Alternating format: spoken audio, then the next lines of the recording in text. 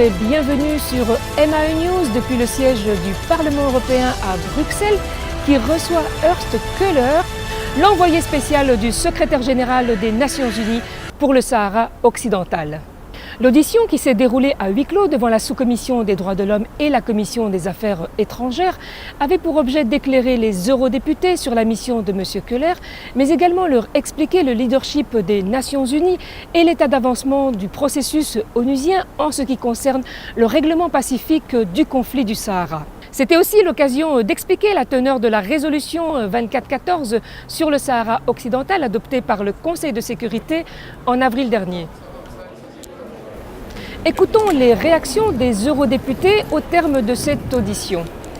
J'ai pu rappeler devant l'envoyé personnel des Nations Unies et un certain nombre de mes collègues parlementaires européens l'importance de l'exclusivité onusienne de la compétence sur le Sahara occidental, car malheureusement, vous le savez, il y a une tentative de déstabilisation, de destruction même, j'ose le dire, du partenariat Union européenne-Maroc, du fait de cet arrêt de la CIG qui est évidemment très dangereux. Donc j'ai insisté sur le rappel de cette exclusivité de l'ONU et j'ai entendu de la part de l'envoyé spécial, je l'espère en tout cas, une volonté sincère de respecter cette exclusivité de l'ONU. Je défends depuis toujours la souveraineté du Maroc parce que c'est l'achèvement de l'État-nation marocain, légitime, historique, ses droits historiques sur cette région.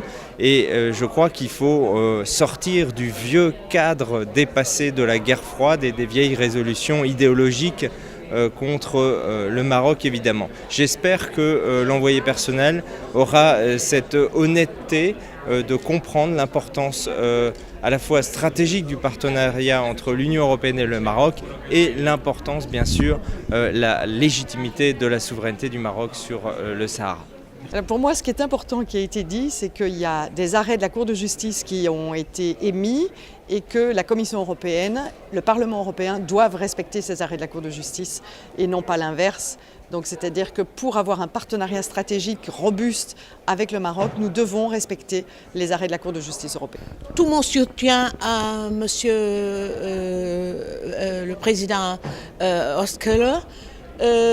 Je pense que l'Union européenne doit donner tout son soutien à ses efforts pour mettre fin à ce conflit qui nous menace à nous tous en Europe.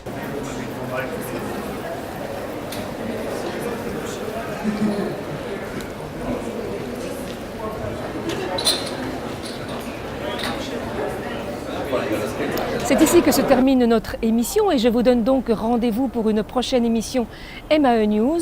Pour rester informé, abonnez-vous à la chaîne Euromed CDC. À très bientôt.